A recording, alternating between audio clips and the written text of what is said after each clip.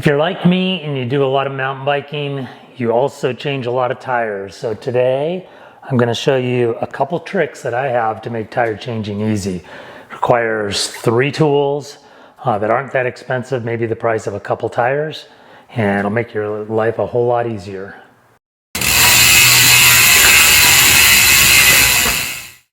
Hi, I'm Patrick from Road Less Traveled, and today I'm in my garage and I'm going to show you uncut, hopefully, how I change a tire. I've got an old rim here. It doesn't have the disc on it. It's got a relatively new tire, which should be a good test. It's an aluminum rim, and sometimes carbon rims are a little harder to remove the tire from, and I'll tell you why. But I've got the tools I need here. I've got a few special tools I use, and that's going to be sort of what I can add to maybe the knowledge base of changing a tire. Hopefully you learn a few tricks. So I mentioned these are aluminum wheels, and I got these were OEM on my YT. They're Crank Brothers, I think. Yep. And the difference between these and carbon rims is the bead on them, since it's formed from aluminum, is not quite as stout as you might find on a carbon rim, where they have the choice of exactly the profile they're going to use. So it makes removing the tire a little easier because they haven't designed it to hold on to the tire as well.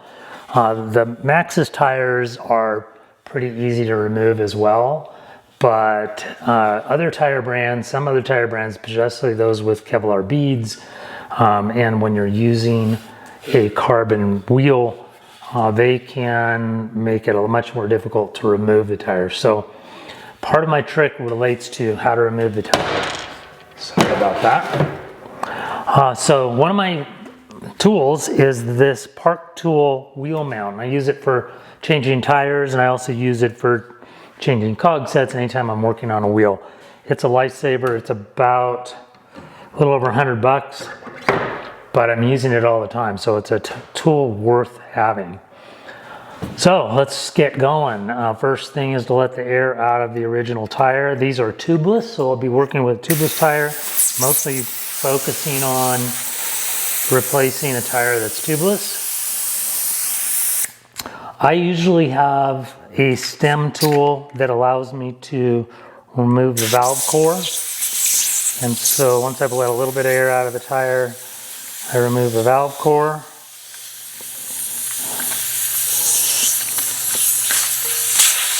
Get the rest of the air out because I'm going to need that out when I remount it.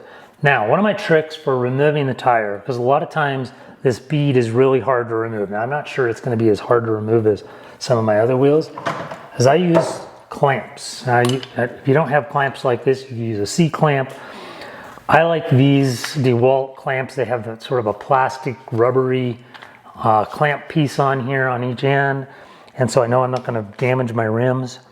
And I will just use these to squeeze the tire off the bead, which is basically taking the tire from that upper piece on either side and popping it down into this trough.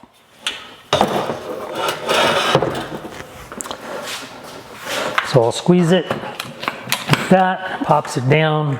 I'm going to do it like I'm doing my carbon wheel. I can see it's already popped that bead, but sometimes it takes a little bit of work. I'm letting this rest against the rim on the outside from where I'm standing, and then push it on the inside. And it just pops that right off of there. Again, with a tougher tire, a tougher rim, it takes a little bit of work. And so I've found these tools to be really helpful for that. Once I've done that, the rest of the bead can come right off. I just go right to the tire tools. I know you can do it by hand if you're good at it. I just go right to the tire tool to make it easier. These little tire levers. These have steel inside, so if it gets difficult, I know I'm not going to break them. Once I've done about that much, I can just slide this all the way around and take it off. Now there's glue in this tire, so it's going to make a mess if I pull it off the wrong way. I look down in there and there's still good glue in there. Now I'm going to try to hold on to that Pull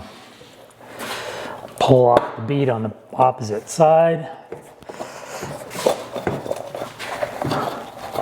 And at this point, you could use the tire tool on the other side of the tire, but with this tire, I can just roll it right off the rim. So now, I've got glue in there.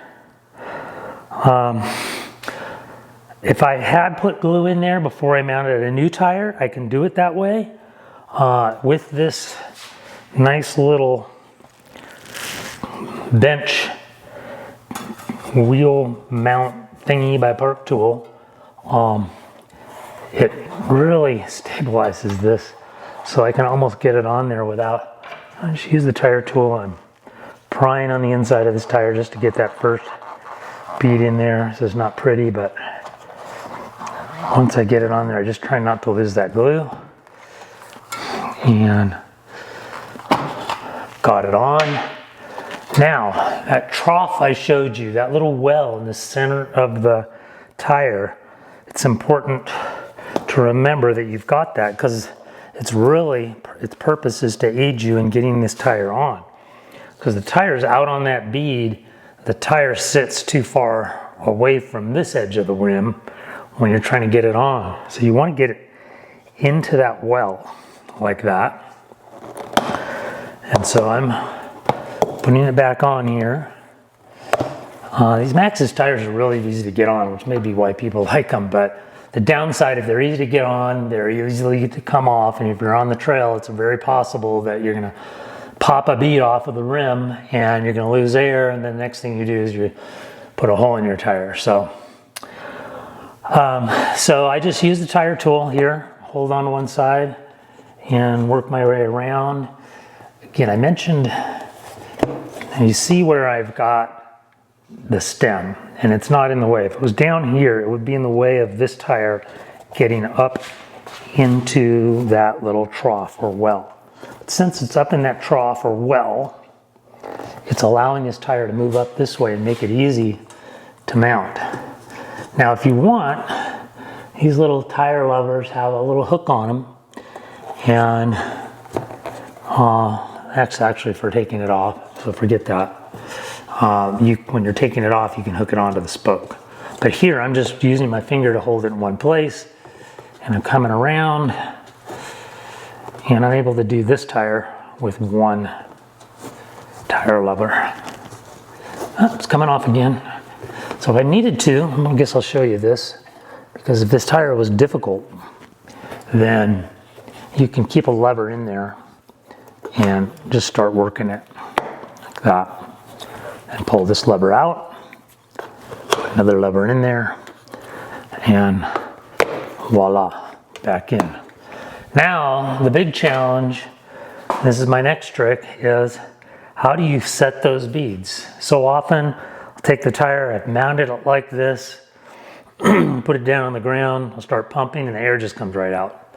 So you've seen tricks where there's a lot of different tricks. You could come through here, and you could start trying to pull it up onto that, up into close to where that bead is. So it's up on that upper part of the rim, so it's not going to let air out. Or you could use an air compressor to quickly get air in. But I've got this quick, relatively cheap tool that I use to set that bead. And it's this little air tank. So you don't need an air compressor. You pump this up with your tire pump. It goes up to 160 psi, and I use every bit of that. So I've pre-loaded this with 160 psi of air. I have the little valve stem out of the tire, or out of the valve. I've got the valve core out of the valve stem. So this has a nice little attachment. I can tie it right in here by screwing it in. Make sure I've got it all the way screwed in, nice and tight. And there's a little valve here. So no air in the tire right now. Now it's full, and you heard the beads all pop. So it happens so quickly, the air expanding in this tire, that those beads set immediately. Now sometimes it won't completely set it, but I'm looking around, And it looks like I've completely set the bead on both sides. And so now I've got to let all the air out. And I've got to repump the tire up, but the beads are already set. So just unhook that. Actually put your finger over there so you save some of your air.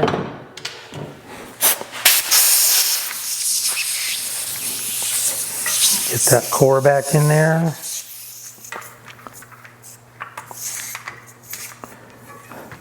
I've probably still got about 10 psi in there. Tighten that core down. And next thing you do is pump up your tire. Now, there's an intermediate step here. If you don't have the glue in there already, I know I've got glue in there now. If you don't have the glue in there already, you can pull the stem off. I usually put the glue down through the valve stem rather than just pour it in the tire. And then you put this core back in and pump it up, back up to pressure. And what I'll usually do is pump it up to about 35 or 40 psi and spin it several times. Just mount it right back on the bike. It's going to take a day or so, depending on if the tire is brand new, how clean your rim is, to really make sure that all that glue has worked its way into the tire bead, and maybe even little microscopic cracks or holes in the tire to really keep it from losing air. That's it. Those are my few tricks on how to mount a tire. If you haven't subscribed to the channel, please do. I'll try to come up with some more of my own tricks. I do have some stuff I'm going to share about the Shimano computer on my e-bike on one of my next videos. But until next time, we'll see you.